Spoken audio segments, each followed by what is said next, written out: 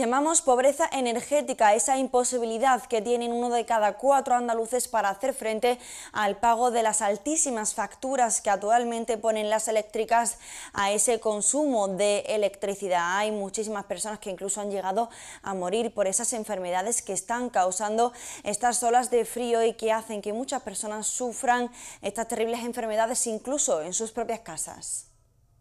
¡Sin agua! ¡Sin luz! ¡Sin gas! ¡Sin miedo! ¡Sin agua! ¡Sin luz! El caso de una anciana de Reus que murió hace 2 años al arder su casa porque se alumbraba con velas conmovió a España. A la mujer le habían cortado la luz por impago. En su situación se pueden encontrar más de 1 millón de andaluces, aunque los poderes públicos han tomado medidas para que no se repitan escenas tan dramáticas. Y aunque algunas asociaciones achacan 1.400 muertes a la pobreza energética en Andalucía, alternativas como el bono social o medidas de protección para evitar el corte de la electricidad, la luz o el agua se demandan más cada año. Las asociaciones sociales coinciden en que la situación empeora, pese a la mejora de las grandes cifras económicas. Eso se llama desigualdad. Para solucionar la pobreza energética hay que hacer más eficientes las viviendas, lo que está fuera del alcance de las familias pobres. Hay que renovar los electrodomésticos o aislar las ventanas, pero también influyen el paro y la precariedad de los nuevos empleos, así como el precio de la electricidad, que solo en 2017 subió más de un 10%. Salir de la pobreza energética es más difícil cada día. La falta de recursos económicos de muchas familias es la que ha producido que hoy tengamos que hablar nuestro tema de portada y aquí también en Sevilla al minuto de la llamada pobreza energética. Para hablar y para esclarecer un poquito este tema que cada día afecta a 1 de 4 andaluces nos acompañan 2 personas para intentar arrojar, como decimos, un poco de luz desde Facua y desde Stop Desahucio. David Navas, muy buenas noches. Muy buenas, ¿qué tal? Por otro lado nos acompaña también Jordi, muy buenas noches de Facua. Hola, ¿qué tal? Bueno, vamos a ver, hace unos segundos hemos recordado en ese reportaje que nos ha realizado Paco Veiga el caso de esta señora anciana que hace 2 años fallecía en su casa porque se incendiaba su vivienda con esa vela que tenía que utilizar para calentarse. Se nos olvida muy rápido este tipo de casos, pero no dejan de suceder estas tragedias. Sí, no dejan de suceder estas tragedias. Los remedios que vamos poniendo parece que son peores todavía porque no estamos garantizando efectivamente el acceso a un servicio esencial como es el suministro eléctrico y no hay controles a la hora de quién se pasa o no se pasa de un mercado a otro. No podemos olvidar que esta mujer, esta señora de Reus, no tenía ni capacidad de acceso al bono social porque estaba dentro del mercado libre, es decir, porque habían ido unos comerciales, le habían cambiado el contrato y el contrato que tenía ni siquiera tenía la posibilidad de acceder a un posible bono social que seguramente tampoco le hubiera servido para mucho porque el bono social tampoco está sirviendo para mucho.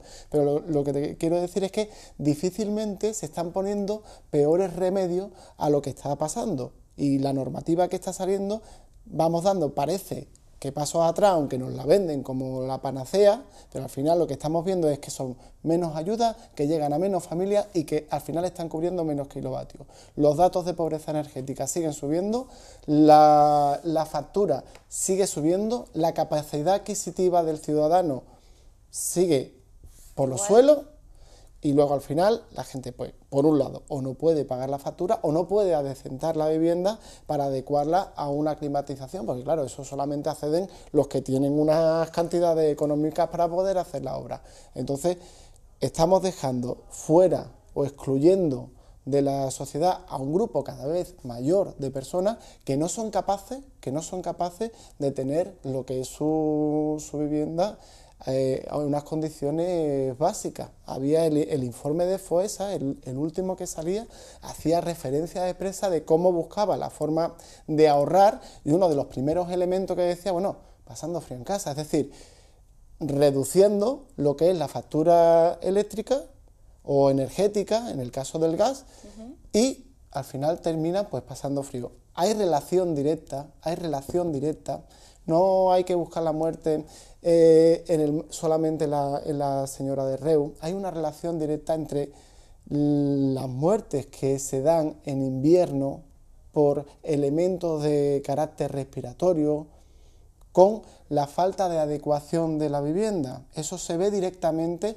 esa relación directa se ve, por ejemplo, en los informes que ha sacado la Asociación de Ciencias Ambientales, que lleva haciendo informes cada 2 años respecto a la pobreza energética, y se ve cómo la ratio de mortalidad se incrementa, y además se incrementa en aquellos casos, hay un perfil ya en aquellos casos de familias que están teniendo pobreza energética. No estamos hablando de un problema de economía de consumo, estamos hablando de un problema de salud y que está ya afectando directamente a millones de ciudadanos en España. Enseguida vamos a hablar de esos informes que nos dicen cuántas personas están sufriendo esto, porque es cierto que hay algunas lagunas en las administraciones públicas y no nos dan los datos detallados, pero antes, por otro lado, David, ¿cuál es la realidad de la plataforma de estos desahucios? ¿Cómo es ese día a día? Porque supuestamente los datos macroeconómicos dicen que estamos saliendo de la crisis. Bueno, yo todavía dudo que estemos saliendo de la crisis. Yo creo que simplemente a base de que lo repitan los medios, y por más que lo repitan, a lo mejor hay gente que se lo quiere creer, pero los que estamos a pie de calle seguimos viendo la realidad. Nosotros todos los jueves tenemos asamblea donde acogemos a todas las familias que llegan con algún tipo de problema que tenga que ver con la vivienda o con los suministros, y nosotros vemos que cada vez hay más recesión de familias, ¿no? Eso significa que los datos no corresponden a la realidad, ¿vale? O sea que el tema de los suministros es una cosa que es en consecuencia, ¿no? O sea, las personas están ahora mismo de una manera precaria, donde ahora mismo tienen una falta de recursos total, donde en ese momento lo que tienen que ir recortando, las cosas que ellos creen que no son prioritarias, porque cuando uno no tiene ingresos y no tiene empleo, lógicamente lo primero que hace es dejar pagar alquiler, automáticamente después deja de pagar los suministros, y al final lo que se convierte solo es poder pagar la comida para poder subsistir. Todo es una cadena en consecuencia. Y todo esto repercute nada más que en la falta de empleo. La gente no tiene empleo, todo este naipes, toda esta se cae por sí, porque esta sociedad está todo basado en la economía del empleo. Si las personas no tienen empleo, ¿cómo le puedes hacer pagar un alquiler de 500 euros? ¿Cómo le puedes hacer pagar una factura de luz? Que hemos visto cómo se ha incrementado en estos últimos años de una forma brutal, donde estamos llegando a pagar un importe de 50 euros sin tener ni un kilovatio consumido, algo que es para echarse las manos a la cabeza. ¿Y por qué hay pobreza energética? Pobreza energética es simplemente porque las empresas que suministran cortan los suministros. Si no se cortaran los suministros, no habría este problema. Nosotros creemos que lo que se debería hacer es no cortar los suministros, y automáticamente cuando una familia no pueda pagar ese suministro, porque la empresa se ponga en contacto con ellos, que le pida una serie de documentos a nivel privado, y que la empresa determine si tiene que pasarle esa facturación al bono social que corresponda o no, pero que nunca se intervengan los suministros y nunca se corten. Simplemente con eso ya se acabaría el problema. Muchas veces nos preguntan a nosotros, ¿ustedes qué es lo que creéis que puede pasar, qué podéis hacer o qué creéis que se puede hacer para que acaben los desahucios? Pues básicamente igual, que los señores banqueros dejen de desahuciar y que lleguen a un acuerdo real. Si un banquero quiere dejar de desahuciar, simplemente tiene que decirle a la familia, mira, vamos a ver, como yo de la manera que estoy haciendo te voy a dejar una deuda de por vida, que te la estoy dejando ya, ¿por qué no te dejo una deuda de por vida? No, sino que a lo mejor no te la tengo que terminar de pagar tú, me la termina de pagar tu hijo de 100 euros, pero tú no me quitas mi casa y yo te sigo pagando. Si todo es voluntad, al final todo es voluntad. Pues con los suministros pensamos que es exactamente igual. Si no se cortan los suministros no hay este problema, que no se corten.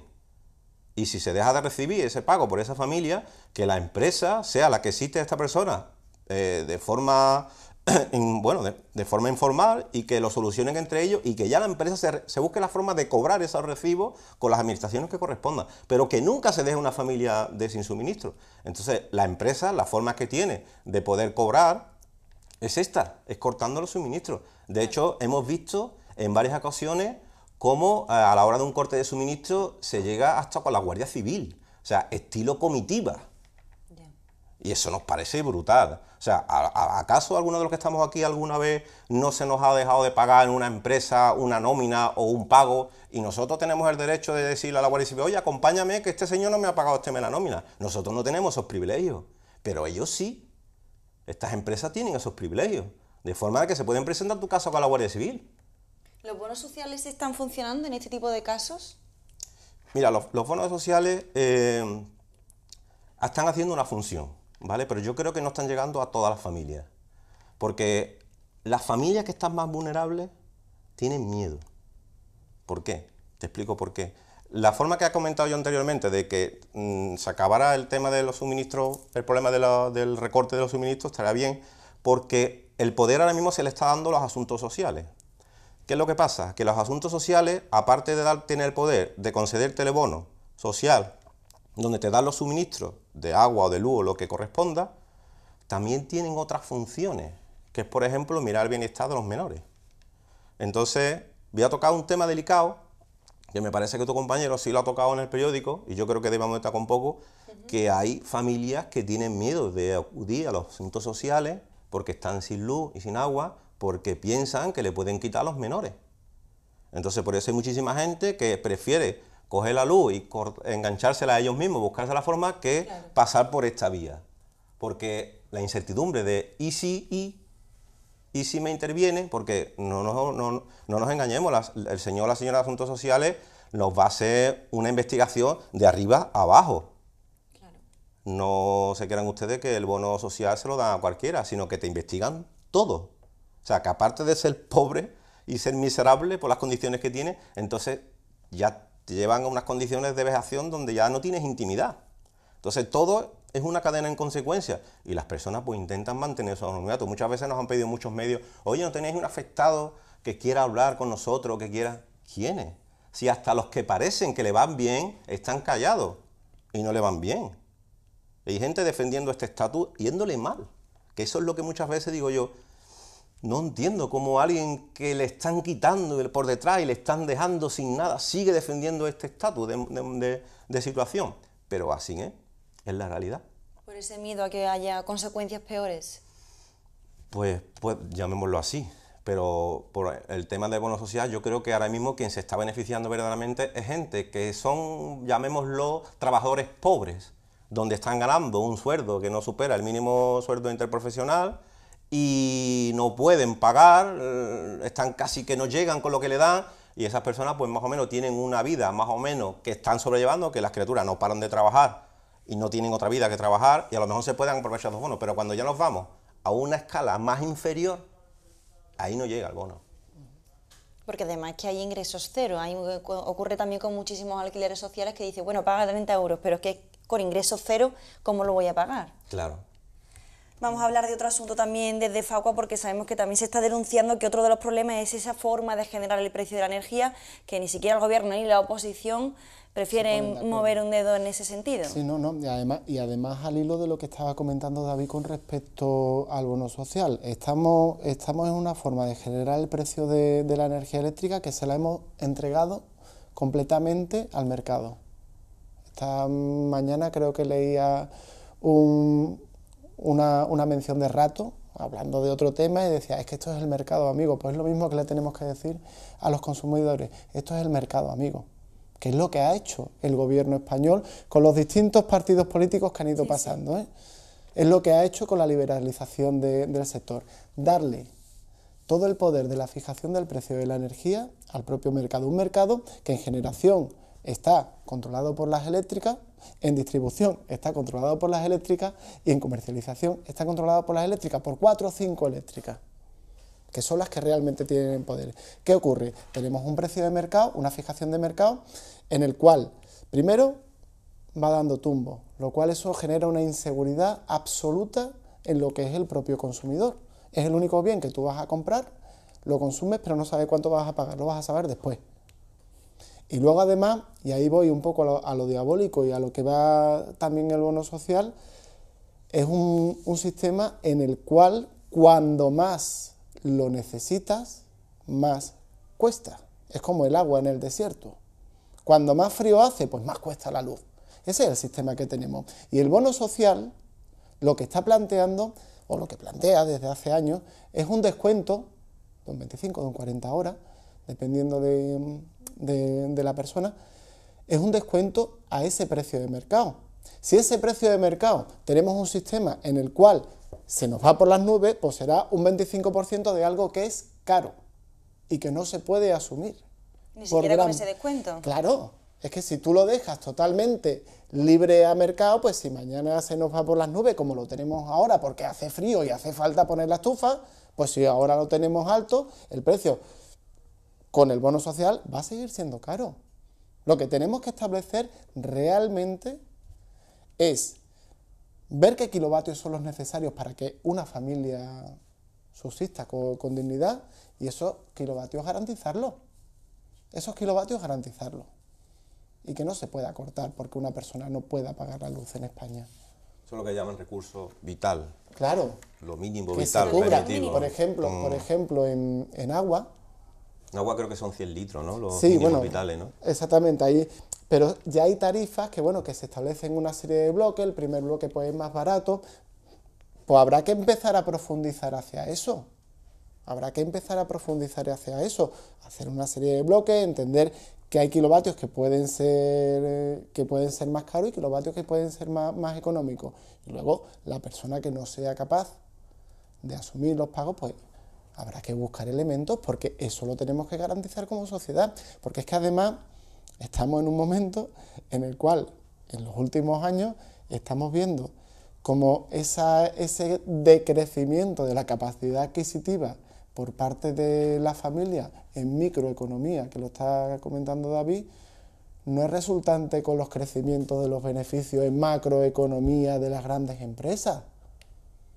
Entonces, vamos a empezar a equilibrar porque esto se nos va a caer, ¿eh?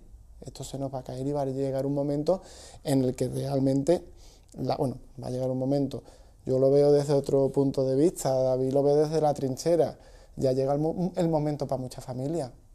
Entonces, o empezamos a poner un poco de orden a lo que es el mercado eléctrico, o seguiremos siendo la vergüenza de Europa.